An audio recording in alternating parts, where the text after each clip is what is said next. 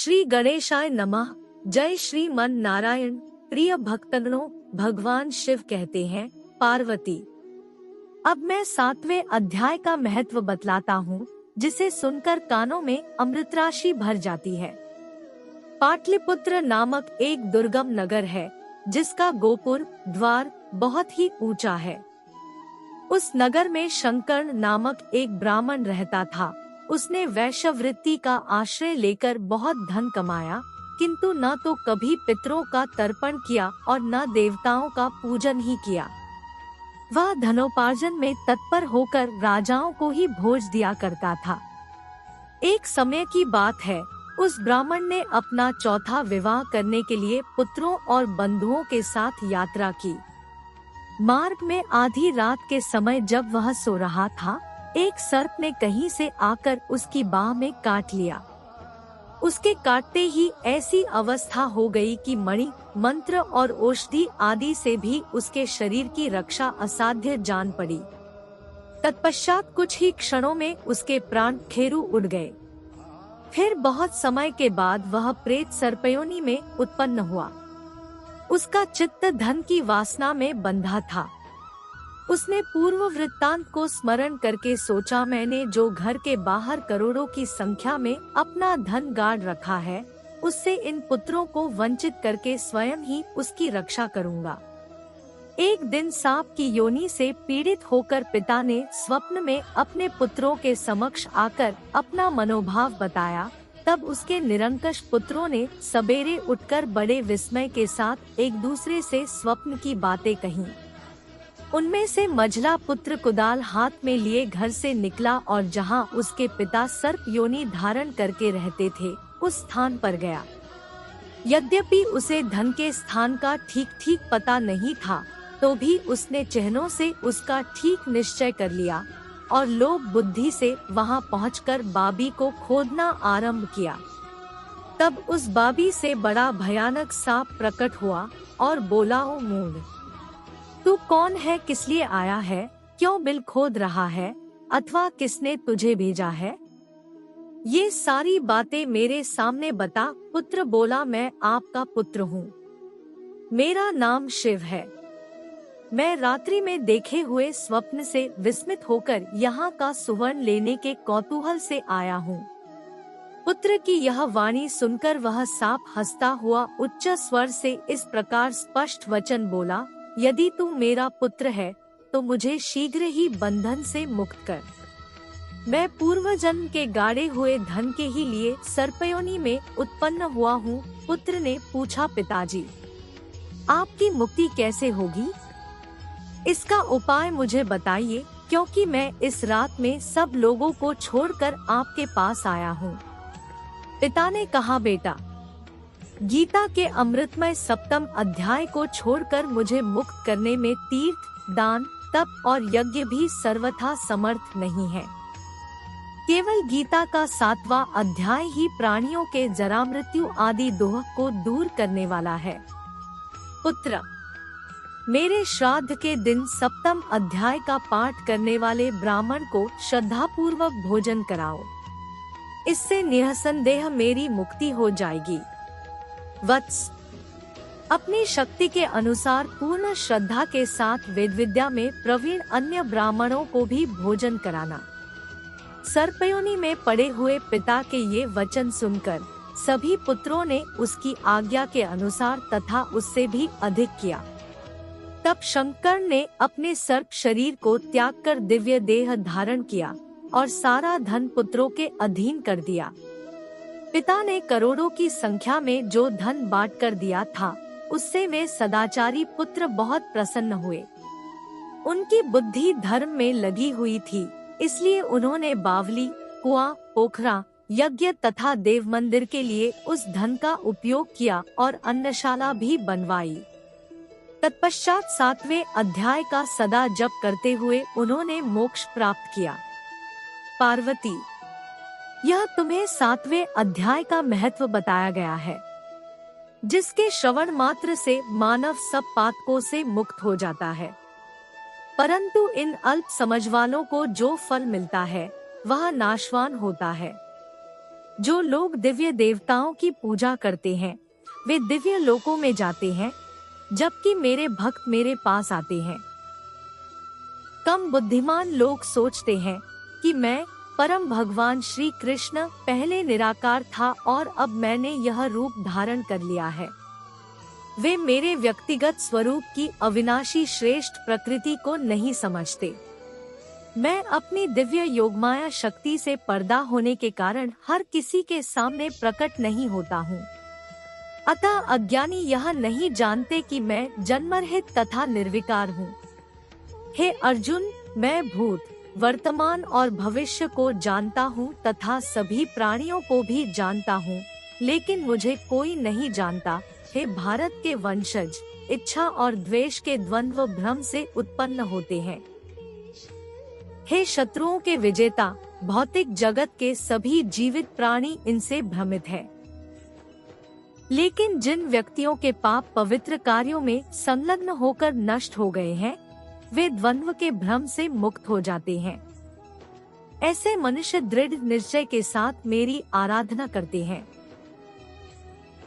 जो लोग बुढ़ापे और मृत्यु से मुक्ति के लिए प्रयास करते हुए मेरी शरण लेते हैं, वे ब्रह्मा, व्यक्तिगत आत्म और कर्म के पूरे क्षेत्र को जानते हैं। जो लोग मुझे अधिभूत, पदार्थ का क्षेत्र और अधिदेव, आकाशीय देवता के शासी सिद्धांत के रूप में और अधियज्ञ, सभी यज्ञ प्रदर्शनों के भगवान के रूप में जानते हैं, ऐसी प्रबुद्ध आत्माएं उस समय भी मेरे प्रति पूर्ण चेतना में हैं मौत की। श्री भगवान बोले, हे पार्थ, मुझ में अनन्य प्रेम से आसक्त हुए मनवाला और अनन्य भाव से मेरे परायण होकर योग में लगा हुआ मुझको संपूर्ण विभूति, बल, ऐश्वर्यादि गुणों से युक्त सबका आत्मरूप जिस प्रकार संशय रहित जानेगा उसको सुन। मैं तेरे लिए इस विज्ञान सहित तत्वज्ञान को संपूर्णता से कहूँगा कि जिसको जानकर संसार में फिर कुछ भी जानने योग्य शेष नहीं रहता है। हजारों मनुष्यों में कोई एक मेरी प्राप्ति के लिए यत्न करता है और उन यत्न करने वाले योगियों में भी कोई ही पुरुष मेरे परायण हुआ मुझको तत्व से जानता है। पृथ्वी, जल, तेज, वायु तथा आकाश और मन, बुद्धि एवं अहंकार, ऐसे यह 8 प्रकार से विभक्त हुई मेरी प्रकृति है। यह 8 प्रकार के भेदों वाली तो अपरा है, अर्थात मेरी जड़ प्रकृति है, और है महाबाहो, इससे दूसरी को मेरी जीवरूपा परा अर्थात चेतन प्रकृति जान की, जिससे यह संपूर्ण जगत धारण किया जाता है। हे अर्जुन, तू ऐसा समझ कि संपूर्ण भूत इन दोनों प्रकृतियों परापरा से उत्पन्न होने वाले हैं, और मैं संपूर्ण जगत की उत्पत्ति तथा प्रलय रूप हूँ, अर्थात संपूर्ण जगत का मूल कारण हूँ। हे धनंजय, मुझसे भिन्न दूसरा कोई भी परम कारण नहीं है। यह संपूर्ण सूत्र में मणियों के सदृश मुझ में गुंथा हुआ है। हे अर्जुन, जल में मैं रस हूँ, चंद्रमा और सूर्य में मैं प्रकाश हूँ, संपूर्ण वेदों में प्रणव मैं हूँ, आकाश में शब्द और पुरुषों में पुरुषत्व मैं हूँ, पृथ्वी में पवित्र गंध और अग्नि में मैं तेज हूँ, संपूर्ण भूतों में मैं जीवन हूँ, अर्थात जिससे वे जीते हैं वह तत्व मैं हूँ, तथा तपस्वियों में तप मैं हूँ। हे अर्जुन, तू संपूर्ण भूतों का सनातन बीज यानी कारण मुझे ही जान। मैं बुद्धिमानों की बुद्धि और तेजस्वियों का तेज हूँ। हे भरत श्रेष्ठ, आसक्ति और कामनाओं से रहित बलवानों का बल अर्थात सामर्थ्य मैं हूँ, और सब भूतों में धर्म के अनुकूल अर्थात शास्त्र के अनुकूल काम मैं हूँ। और जो भी सत्वगुण से उत्पन्न होने वाले भाव है और जो रजोगुण से तथा तमोगुण से उत्पन्न होने वाले भाव है, उन सबको तू मेरे से ही होने वाले हैं ऐसा जान। परंतु वास्तव में उनमें मैं और वे मुझ में नहीं है। गुणों के कार्य रूप सात्विक, राजसिक और तामसिक, इन तीनों प्रकार के भावों से यह सारा संसार मोहित हो रहा है। इसलिए इन तीनों गुणों से परे मुझ अविनाशी को वह तत्व से नहीं जानता। यह अलौकिक अर्थात अति अद्भुत त्रिगुणमयी मेरी माया बड़ी दुस्तर है, परंतु जो पुरुष केवल मुझको ही निरंतर भजते हैं वे इस माया को उल्लंघन कर जाते हैं, अर्थात संसार से तर जाते हैं। माया के द्वारा हरे हुए ज्ञान वाले और आसुरी स्वभाव को धारण किए हुए तथा मनुष्यों में नीच और दूषित कर्म करने वाले मूढ़ लोग मुझे नहीं भजते हैं। हे भरतवंशियों में श्रेष्ठ अर्जुन, उत्तम कर्म वाले अर्थार्थी, आर्त, जिज्ञासु और ज्ञानी ऐसे 4 प्रकार के भक्तजन मुझे भजते हैं।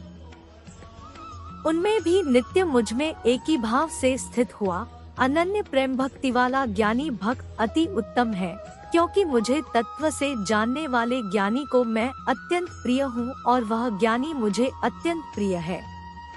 ये सभी उदार है, अर्थात श्रद्धा सहित मेरे भजन के लिए समय लगाने वाले होने से उत्तम है, परंतु ज्ञानी तो साक्षात मेरा स्वरूप ही है, ऐसा मेरा मत है।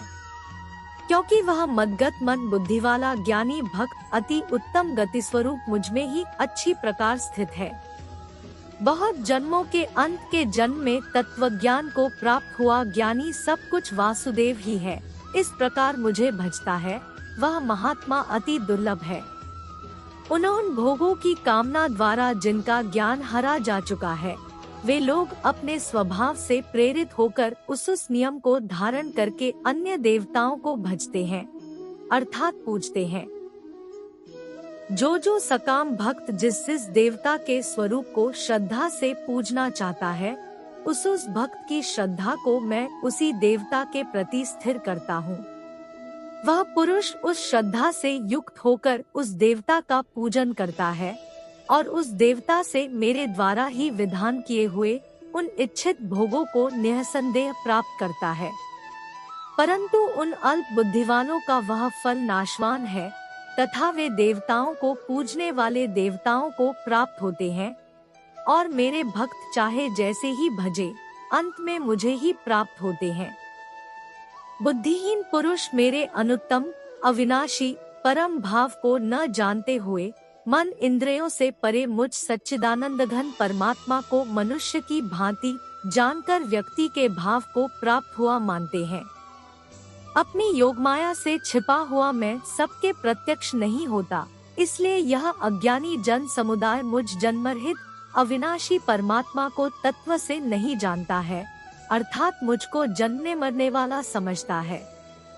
हे अर्जुन, पूर्व में व्यतीत हुए और वर्तमान में स्थित तथा आगे होने वाले सब भूतों को मैं जानता हूँ, परंतु मुझको कोई भी श्रद्धा भक्ति रहित पुरुष नहीं जानता। हे भरतवंशी अर्जुन, संसार में इच्छा और द्वेष से उत्पन्न हुए सुख दुख आदि द्वंद्व रूप मोह से संपूर्ण प्राणी अति अज्ञानता को प्राप्त हो रहे हैं। निष्काम भाव से श्रेष्ठ कर्मों का आचरण करने वाला जिन पुरुषों का पाप नष्ट हो गया है, वे रागद वेशादिजनित द्वंद्व रूप मोह से मुक्त और दृढ़ निश्चय वाले पुरुष मुझको भजते हैं। जो मेरे शरण होकर जरा और मरण से छूटने के लिए यत्न करते हैं, वे पुरुष उस ब्रह्मा को तथा संपूर्ण अध्यात्म को और संपूर्ण कर्म को जानते हैं। जो पुरुष अधिभूत और अधिदैव के सहित तथा अधियज्ञ के सहित सबका आत्मरूप मुझे अंतकाल में भी जानते हैं, वे युक्त चित्त वाले पुरुष मुझको ही जानते हैं, अर्थात मुझको ही प्राप्त होते हैं। तो बोलिए जय श्री कृष्णा। इस प्रकार उपनिषद, ब्रह्म विद्या तथा योग शास्त्र स्वरूप श्रीमद् भगवद गीता में श्री कृष्ण तथा अर्जुन के संवाद में ज्ञान वियोग नामक 7वां अध्याय संपूर्ण। आज की आपको यह वीडियो कैसी लगी? वीडियो अगर अच्छी लगी हो तो वीडियो को लाइक, शेयर, चैनल को सब्सक्राइब कर कमेंट में जय हरि विष्णु लिख दीजिएगा। धन्यवाद।